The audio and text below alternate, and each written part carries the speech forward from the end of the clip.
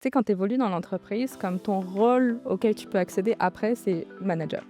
Donc, en fait, même si tu es comme genre un excellent technicien, on va dire, bah, tu sais, la prochaine étape pour toi, c'est d'être manager. Sans valoriser que tu peux être un excellent technicien et puis continuer à être un excellent technicien et valoriser ça. Tu sais, le but, ça ne devrait pas de continuer à vouloir être C'est ça. manager. Ouais. Pour moi, manager est un métier complètement différent. Exact.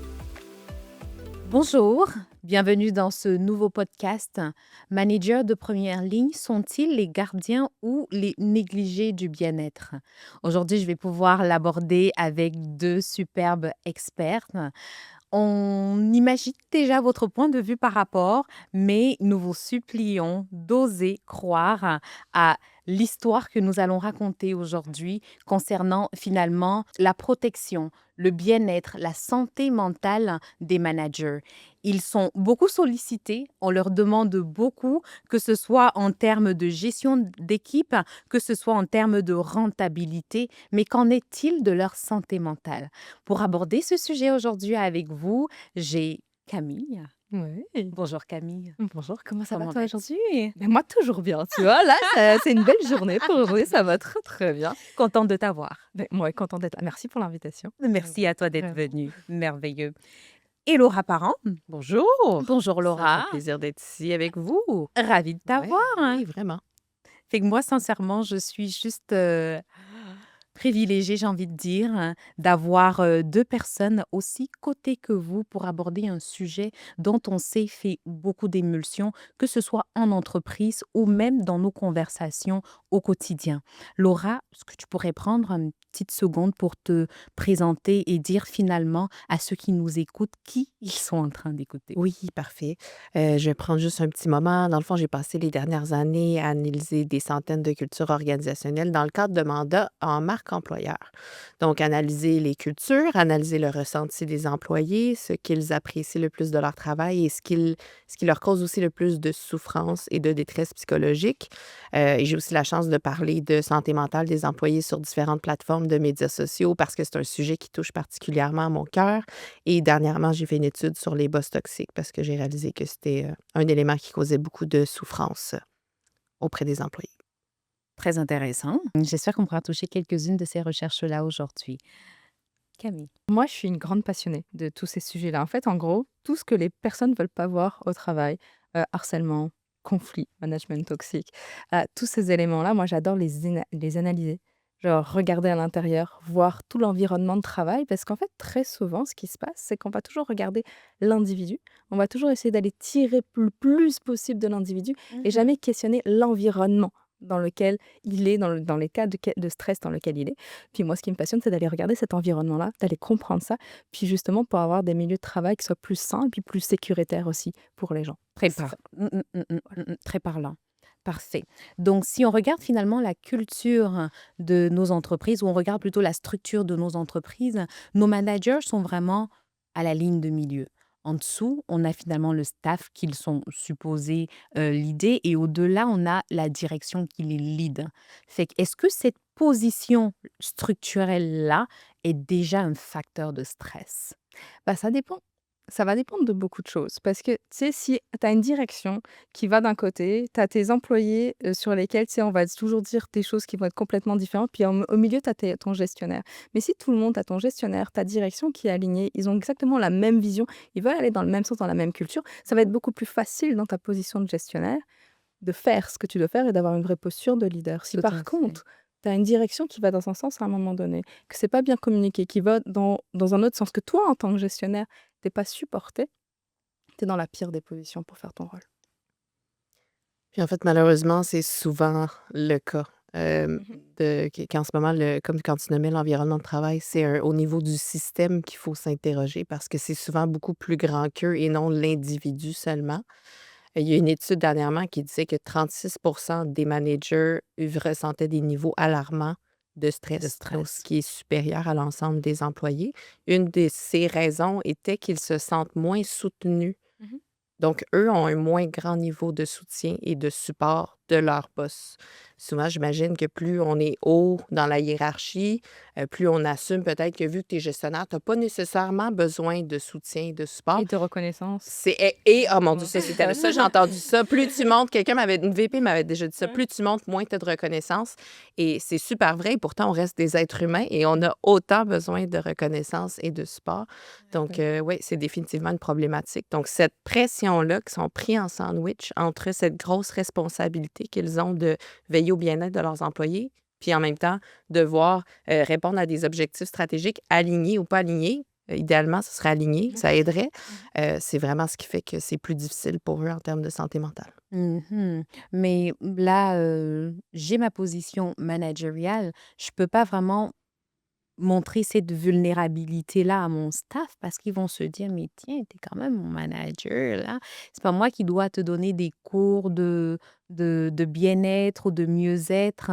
On a beaucoup de managers aujourd'hui qui refusent d'avouer qu'ils sont fatigués, qu'ils n'en peuvent plus, parce que, voilà, on a le staff en dessous, mais de l'autre parce que de l'autre côté, il doit montrer qu'il est capable de tenir ou de leader une équipe. Sinon, sa direction serait comme on t'a embauché pour aucune performance, pas de résultat, pas de productivité. N'oublions pas aussi que lorsque le staff en dessous n'est pas productif, ça retombe sur le manager qui parfois n'y est pour rien, mais finalement sur lui, c'est comme s'il porte le livre de l'entreprise sur ses épaules. Comment aider ce type de manager? Tu sais, tu parles d'être tout seul. C'est vrai qu'en tant que gestionnaire, manager, souvent on peut se sentir tout seul, mais tu as différents éléments que tu peux mettre en place dans ton entreprise pour que justement, ils soient pas tout seuls et qu'ils aient pas l'impression qu'ils doivent porter ce poids-là. Tu sais, être manager, c'est juste un boulot. Tu sais, c'est genre juste un métier, tu vois, que tu dois faire, comme rassembler tes équipes, être avec là, faire en sorte de pouvoir avancer ensemble, etc. Mais Très tu peux bien. pas le faire tout seul. Exact. Et si juste et après très souvent, c'est vrai que tout à l'heure tu disais, beh, très souvent ce que nous on a, c'est des entreprises où les managers sont pris entre, comment est-ce qu'on dit ça encore? L'arbre et L'arbre et l'écorce, l'écorce. yes, Ouais. merci. Entre l'arbre et l'écorce, justement. C'est vrai que très souvent on voit ça. Mais le truc, c'est que si on veut avancer dans nos entreprises, si on veut alors parce que ce qu'on dit pas assez souvent, c'est que nos entreprises sont là aussi pour créer de la valeur. Et pour créer cette valeur, bah, tu as besoin de personnes justement qui soient bien et qui sont en bien-être mental, physique, etc. Ce que je dis souvent, c'est: est-ce que vous avez déjà travaillé avec 40 degrés de fièvre? Qu'est-ce que ça donne? Et ben c'est pareil quand justement on pousse à chaque fois tout le temps nos personnes et qu'on étire nos managers jusqu'à épuiser le plus d'eux. Et puis c'est comme ça en fait que à la base, même si tu as une entreprise qui va bien, tu sais, parce qu'il n'y a aucune direction qui veut que ça aille mal dans Tout à l'entreprise. fait. Personne. Tu construis jamais une entreprise pour dire: oh, c'est sûr, à un moment donné, il va y avoir des risques psychosociaux, du harcèlement, Non. etc. Jamais. Tu crées parce que tu as envie de créer de la valeur, tu as envie de créer des choses, tu as envie d'apporter des choses au monde.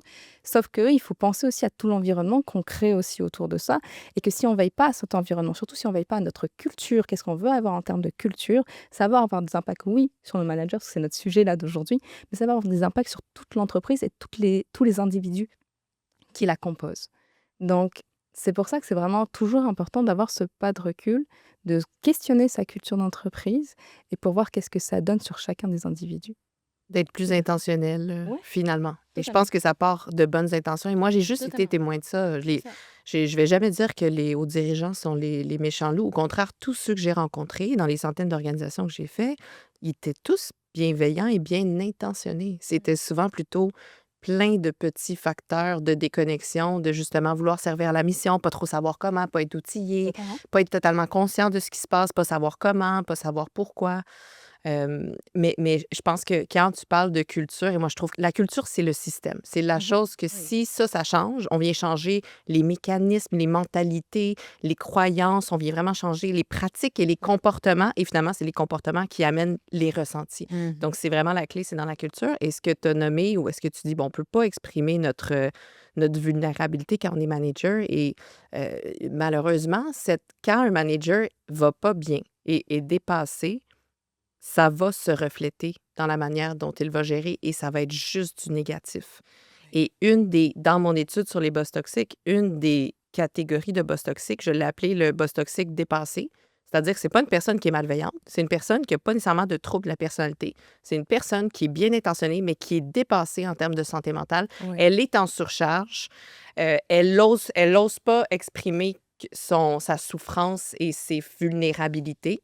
Et ça fait qu'elle n'est plus présente pour ses employés. Elle n'est plus à l'écoute et elle peut plus. Tout est trop pour elle. Donc, ça se sent dans son attitude et ça fait souffrir Physiquement les et employés. émotionnellement, il est plus là. Oui, Mais exactement. tu vois, tu parles des managers, mais c'est autant vrai, autant pour les managers que pour n'importe quel individu qui compose ton entreprise, tout ça. Tu sais, quand on te draine toute ton énergie, forcément, tu n'as plus la capacité mentale de pouvoir avancer, de pouvoir prendre sur toi à certains moments. Ouais. Donc, tu deviens hyper réactif.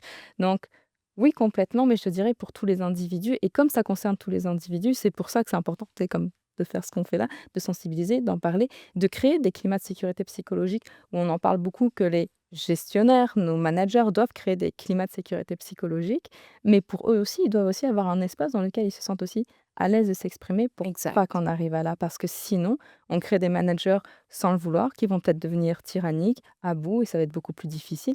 Mais tu sais, tu rentres pas dans une entreprise en étant forcément tyrannique. Mais non, mais exactement. Donc, l'entreprise mon crée point, ça, c'est qu'on c'est peut ça. même transformer des personnes hyper bienveillantes en personnes qui sont tyranniques Oui, parce tout qu'ils à sont fait. l'environnement dans lequel elles sont, il leur permet pas d'être la meilleure version d'eux-mêmes et le meilleur gestionnaire possible pour ses Mais employés. tu vois, ça revient aussi la partie sur le harcèlement.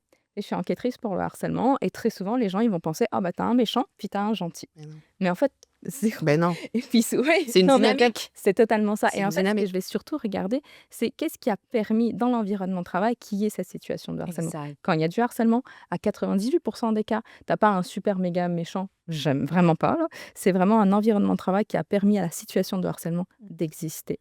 Et c'est comme là, et là, ça revient pareil à ton point, c'est la situation de travail qui a permis à ce que notre manager devienne ce qu'il est là. Tu vois. Je trouve ce point de vue-là est super important. C'est vraiment important de parler de de ton point de vue parce que je pense que c'est le mythe. Ouais. Le mythe du méchant harceleur, mais c'est l'environnement. Ouais. Oui. C'est pour ça qu'il faut vraiment s'attarder à parler de l'aspect de la culture et de l'environnement Tout aujourd'hui. à fait. Ouais. Sauf que parfois, on a des managers dans cette position-là, mais qui l'utilisent finalement comme un mécanisme de protection. Qu'est-ce que tu veux dire par là? Dans le sens où j'ai un manager qui, aujourd'hui, il va être très dans la réaction plutôt que dans l'écoute. En fait, il est juste en train de répliquer ce que lui-même, il a eu comme... Ce que lui-même, il a eu comme... voilà, c'est comme ça qu'on l'a accueilli quand il est arrivé. Et ça l'a tellement choqué et traumatisé qu'il s'est dit, je vais répliquer cela à toutes les personnes qui vont passer par moi. Bah, je te dirais que ça dépend, tu sais, j'en ferai pas une généralité. Ça dépend de plein de choses. Ça dépend de comment est-ce que tu as été formé. Ça dépend de comment elle est composée ton entreprise. Ça dépend de qui est à tes côtés. Tu sais, ça dépend de tout ça. On va pas tous réagir de la même façon. Et même si en tant qu'individu, tu as peut-être vécu quelque chose qui a été difficile dans ton arrivée de l'entreprise, peut-être que ta réaction, ça va être l'inverse, de vouloir vraiment pas récupérer ça, tu vois. Donc, la réponse est ça dépend de l'individu, mais qu'est-ce qu'on peut faire pour pas que ça arrive et de quelle façon on peut prendre ça? Le truc dans tout ce qu'on dit là, tu sais, c'est que oui, ça serait génial d'avoir des environnements de travail qui soient vraiment bien, ça serait génial d'avoir des gestionnaires qui peuvent vraiment créer un climat de sécurité psychologique. Tu sais, personne est contre la vertu. Le truc, c'est que pourquoi est-ce qu'on a des milieux de travail qui sont comme ça? C'est qu'il y a des choses qui permettent ça et qu'on laisse comme ça aller. Tu sais, c'est comme ce que je dis souvent, ne rien dire, c'est dire quelque chose et c'est dire qu'on accepte. Donc, plus on va accepter certains comportements à la base avec lesquels on n'est pas d'accord, comme certaines incivilités, bah, plus on va créer un terreau fertile, justement, où ça va être de plus en plus difficile, pas impossible, mais difficile, justement, de dire, OK, qu'est-ce qu'on fait maintenant avec tout ça? Qu'est-ce qu'on accepte? Qu'est-ce qu'on n'accepte pas? Parce que peut-être que ce qui est acceptable pour Laura ne va pas être acceptable pour moi. Tout à fait. Donc c'est ça. Et tout ça, c'est des choses à réfléchir puis à mettre en place. Mais le background, l'environnement dans lequel on a grandi, on a été éduqué compte pour beaucoup parce que finalement, ça nous prédispose. Ça nous expose et nous prédispose à beaucoup de choses. Donc, c'est-à-dire que moi, en tant que manager, euh, avant d'être manager, les expériences que j'ai vécues vont m'aider ou pas à être un meilleur manager.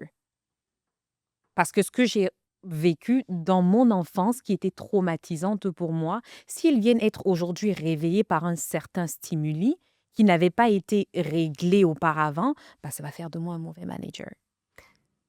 Je prends un exemple simple.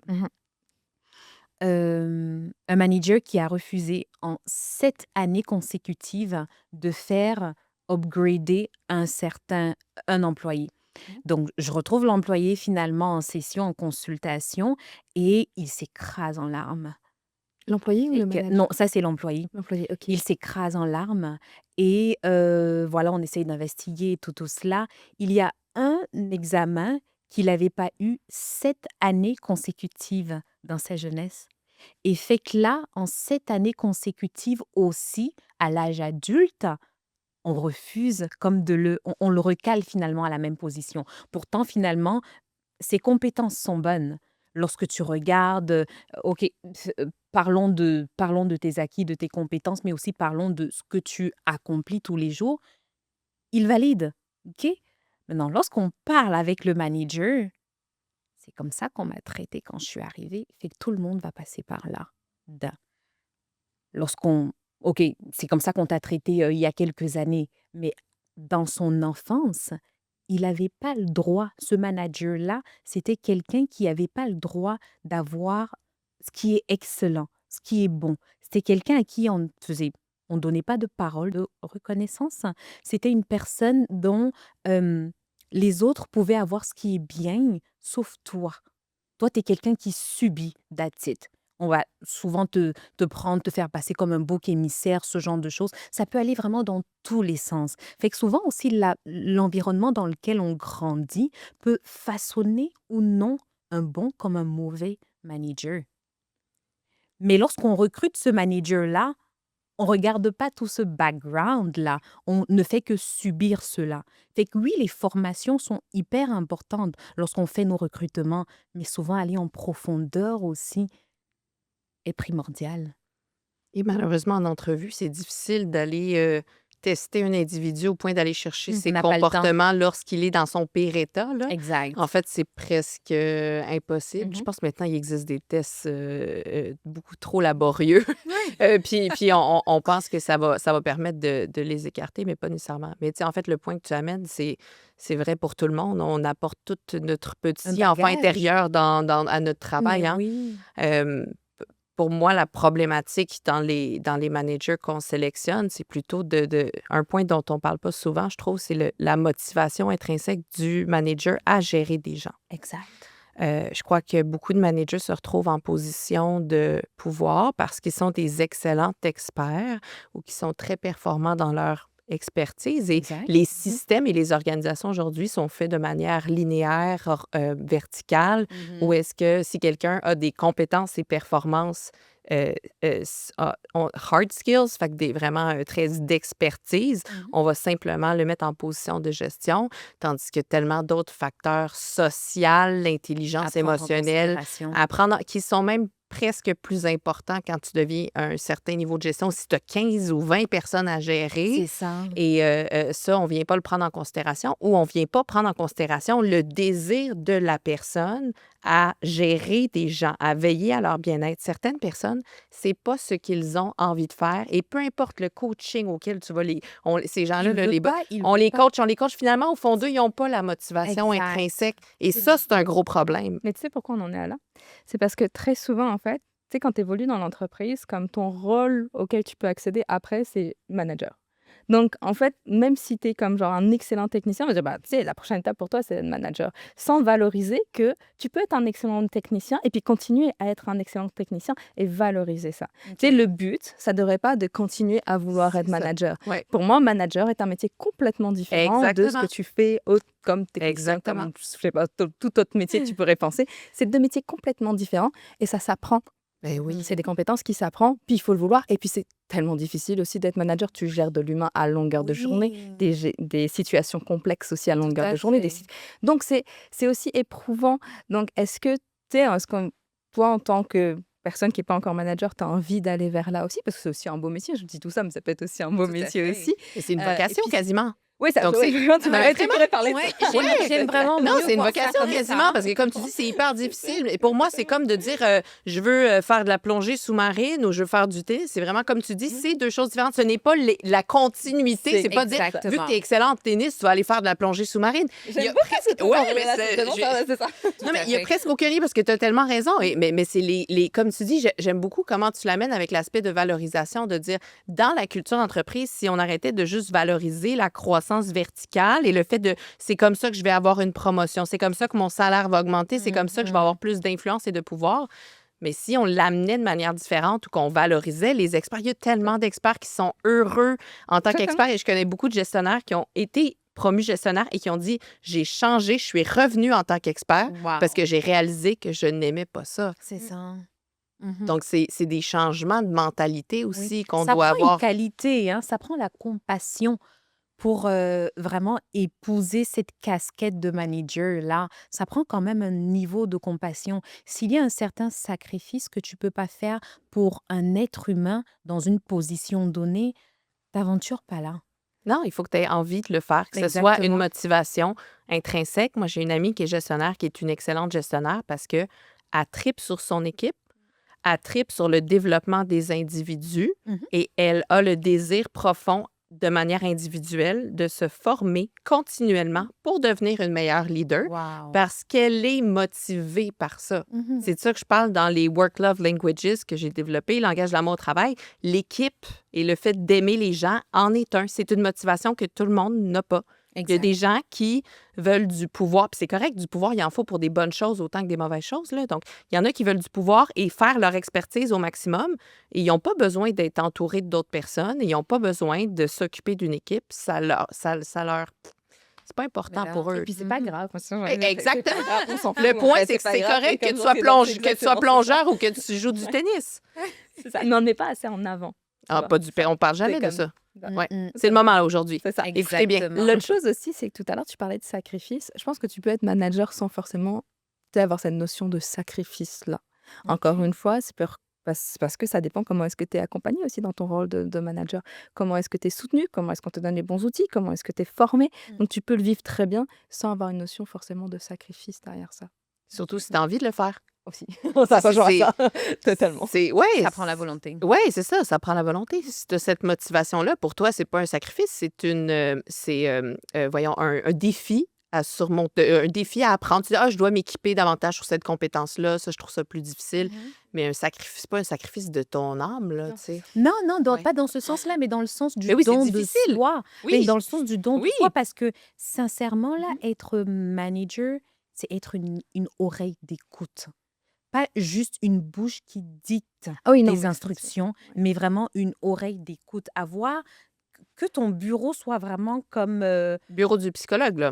Mais oui. jusqu'à... Mais je suis pas là, j'aurais pas dit ça, tu vois, parce que ça, c'est vraiment comme le piège de se dire, Ouais. en tant que manager, on doit être psychologue. Moi, je leur dis Oui. surtout, en tant que manager, vous êtes Non, zéro des c'est ça, psychologues. c'était vraiment une Pas blague. votre- Non, mais c'est souvent, Comme ça. ils se sentent, je sais que les managers se sentent comme ça, dans le sens qu'ils ont leur porte ouverte, puis c'est un peu les gens comme ça va pas, ça va pas, mais eux ils ne doivent, Ouf, ont pas le Laura, rôle je du peux te psychologue. compter des nombreux managers qui ferment la porte. Ah ben je sais, Et moi je ça, parle des... justement, ça apporte C'est un ça. mauvais climat. Oui, tout à Et fait. justement, pour qu'ils puissent réouvrir la porte, c'est de leur dire que vous n'êtes pas des psychologues. Ben oui, Votre rôle à vous, de manager, c'est de créer un environnement de travail dans lequel les personnes puissent travailler, faire leur travail correctement, de façon Exact. sécuritaire, pour amener là vers les objectifs de l'entreprise. C'est ça, c'est créer cet environnement-là. Être psychologue, c'est pas votre rôle.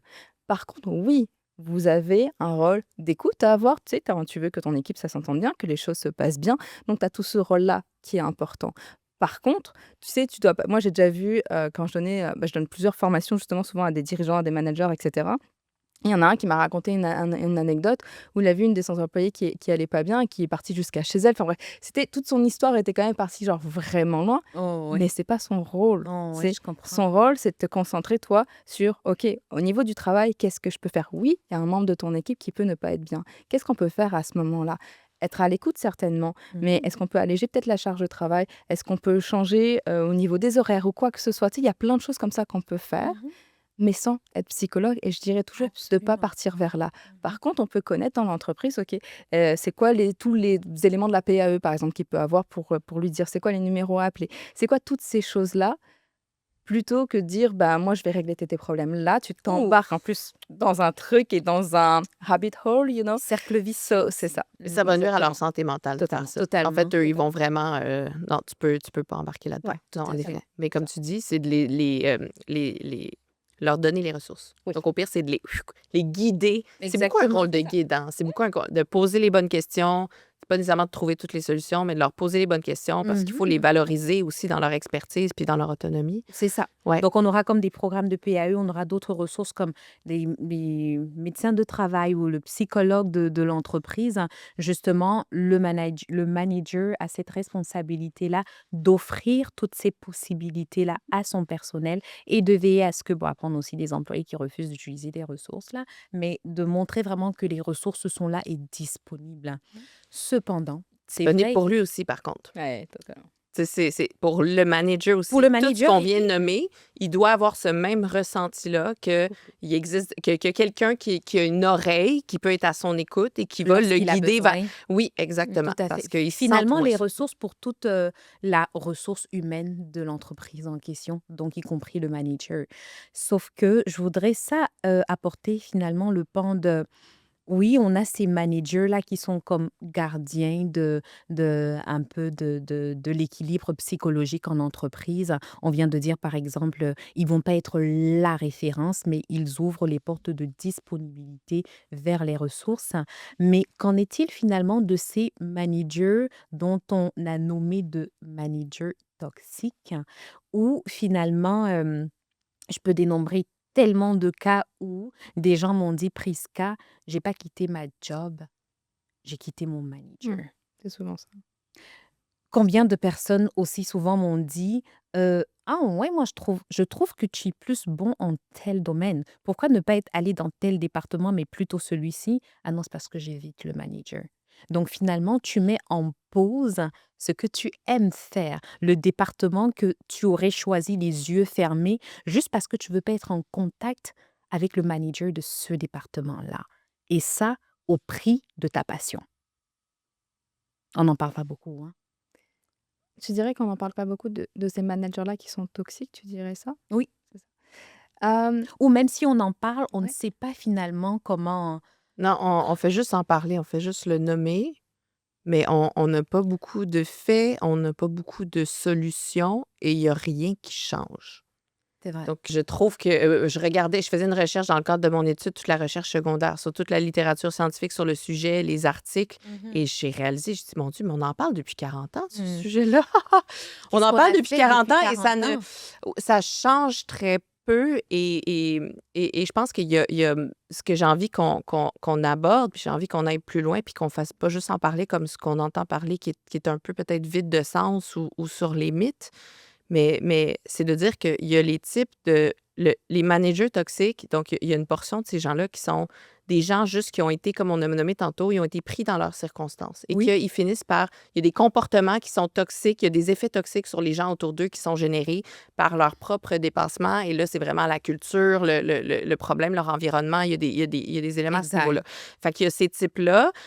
Souvent, ça va être le que j'ai appelé le dépassé et l'autre, c'est la positivité toxique. Donc, si lui, ses patrons et la culture, on est tout le temps dans la positivité Mm. toxique, il est pogné là-dedans, il n'a pas le choix parce que si lui, il sait que son boss ne veut pas entendre ce qui va pas bien, donc C'est ça. il est vraiment pris dans cette espèce de ces schèmes mentaux-là. Mhm. Donc, ça, c'est ces premières catégories-là. Mais après, c'est important de reconnaître qu'il y a aussi ceux qui ont des troubles de la personnalité ou des traits de personnalité qui sont très toxiques. La recherche parle d'un type d'individu qui regroupe trois traits de personnalité qui sont psychopathie, narcissisme et machiavélisme, qui s'appelle The Dark Triad. Il y a beaucoup de recherches, littérature Ouais. scientifique sur le sujet. Ça représente 7 de la population. C'est quand même assez alarmant. Puis ces gens-là, c'est pas pour l'environnement. Ils vont peut-être aller se trouver les environnements où est-ce qu'ils sont, que c'est toléré, comme tu dis. Ah oui. Où est-ce qu'on accepte, puis il va en avoir beaucoup parce que c'est le chummy à lui qui amène l'autre, puis il y a comme une espèce de... mais ces gens-là, ça ne sert à rien d'essayer de les changer ou peu importe l'environnement, ils vont rester. C'est pas vrai que... Je ne suis pas psychologue, hein, je ne vais pas dire qu'ils ne changent jamais, mais c'est des traits de personnalité qui rendent les choses difficiles pour les faire changer, puis c'est pas la job de l'employeur ou des employés de les changer. Ouais. Donc, j'ai envie de dire que c'est important d'être sensibilisé à ces traits de personnalité-là ou à ces profils-là pour qu'on essaie de faire tout ce qu'on peut dans le processus de sélection ou dans l'observation anonyme dans les sondages employés, d'essayer de déceler ces gens-là pour pouvoir ne pas les tolérer, arrêter de tolérer ce type de profil-là et de personnalité-là parce que aujourd'hui, il existe, il y en a beaucoup qui sont là et ça passe. Il y a même des plaintes d'harcèlement, ils changent de job, les gens font un check, comment on dit ça, ils regardent leur antécédent, ils voient qu'il y a des plaintes et ils les engagent quand même et ça prend 2 ans avant qu'ils changent d'entreprise parce qu'ils attendent qu'il y ait un 15 plaintes qui est accumulé. Il y a quelque chose dans la société où est-ce qu'on accepte ce type de profil-là puis que c'est Ben, problématique. je te dirais que de mon côté, tu sais, j'aime pas comme genre viser comme genre les différents profils ou quoi que ce soit. Je me dirais plus, OK, comment est-ce qu'on fait pour créer un environnement de travail où on peut voir différents comportements qu'on voudrait pas voir dans notre entreprise? Tu sais, sans cibler tel type de personnalité ou telle chose, c'est plus comme de façon globale, on va voir comment est-ce qu'on peut créer plus un environnement dans lequel les personnes, si elles sont dans une position de vulnérabilité, dans une position où la relation avec le manager ne va pas bien, bah, qu'elles puissent le dire, qu'elles puissent le dénoncer sans avoir peur et Exactement. accuser. Tu sais, Ouais. genre plus de Ouais.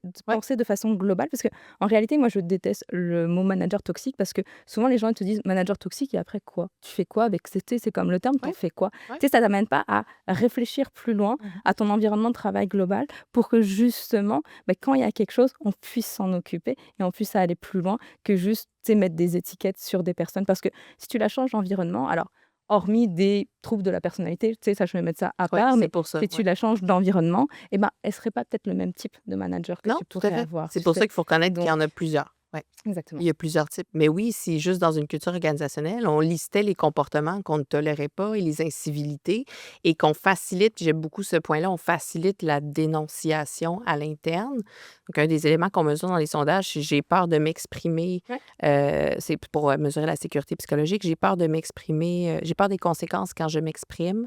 Et sinon, c'est je sais comment témoigner. Je suis à l'aise de témoigner ou de porter plainte et je sais comment. Parce que les employés ne savent même pas c'est quoi leurs ressources. Donc ça, c'est tous des éléments qu'on peut faire pour Ouais. venir faciliter la dénonciation et l'identification de ces personnes-là qui ne répondent pas aux différents comportements qu'on encourage et qu'on Mmh. favorise. Mais souvent, les entreprises ne le nomment même pas ça.